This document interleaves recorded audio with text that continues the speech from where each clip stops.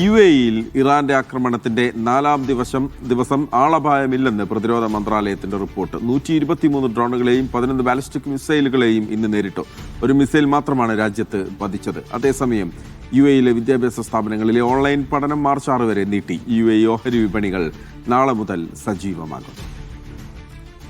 ഷിനോജ് ഷംസുദ്ദീൻ ദുബൈയിൽ നിന്ന് ചേരുകയാണ്. ഷിനോജ്, അവിടെ ഓഹരി വിപണി നാളെ തൊട്ട് തുടങ്ങും. ജനജീവിതം സാധാരണ നിലയിലേക്ക് പോകാനുള്ളൊരു സാഹചര്യം അവിടെയും ഒരുങ്ങുന്നു എന്നുള്ളത് ഗൾഫ് രാജ്യത്ത് നിന്ന് ആശങ്ക പതിയെ അകലുന്നു എന്ന് നമുക്ക് മൊത്തത്തിൽ അനുമാനിക്കാം, അല്ലേ?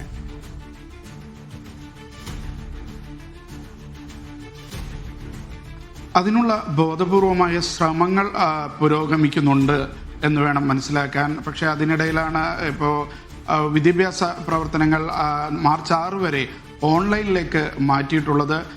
ഓഹരി വിപണികൾ നാളെ സജീവമാകും എന്നറിയിച്ചിട്ടുണ്ട്.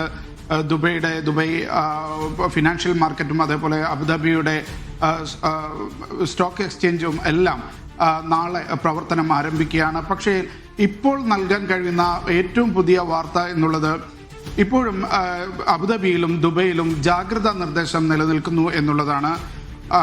പലയിടങ്ങളിലും ഡ്രോണുകൾ പ്രത്യക്ഷപ്പെടുന്നുണ്ട് ആകാശത്ത്. പലരുടെയും മൊബൈലിൽ അലർട്ടുകൾ വരുന്നുണ്ട്.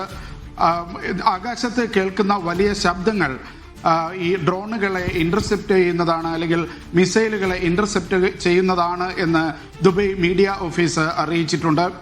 ഇന്ന് നേരത്തെ മഹേഷ് സൂചിപ്പിച്ച പോലെ 123 ഡ്രോണുകളാണ് UAE-യിലേക്ക് വന്നത്. ഇതിൽ മുഴുവൻ ഡ്രോണുകളെയും പ്രതിരോധിക്കാൻ UAE പ്രതിരോധ സേനയ്ക്ക് കഴിഞ്ഞു. 11 മിസൈലുകൾ എത്തിയിരുന്നു, ബാലിസ്റ്റിക് മിസൈലുകൾ എത്തിയിരുന്നു. അതിൽ 10ഉം പ്രതിരോധിക്കാൻ കഴിഞ്ഞു. പക്ഷെ അതിലൊന്ന് ഒരു രാജ്യത്ത് പതിച്ചു എന്നാണ് മന്ത്രാലയം പറയുന്നത്. ഇന്ന് രാവിലെ ഫുജൈറയിൽ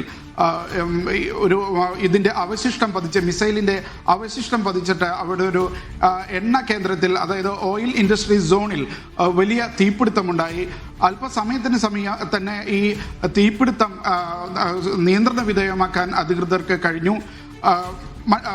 അത്തരത്തിൽ ഇപ്പോഴും ആക്രമണ ഭീതി നിലനിൽക്കുന്നുണ്ട്, അത് ഒഴിയുന്നില്ല എന്നുള്ളതാണ്. ഈ സാഹചര്യങ്ങൾ കൊണ്ട് തന്നെ ആളുകളെ, ഇവിടെ കുടുങ്ങിക്കിടന്ന ആളുകളെ കൊണ്ടുപോകാനായി രാജ്യം വിട്ട വിമാനങ്ങൾക്ക് പലതിനും തിരിച്ചു വരാൻ കഴിഞ്ഞിട്ടില്ല.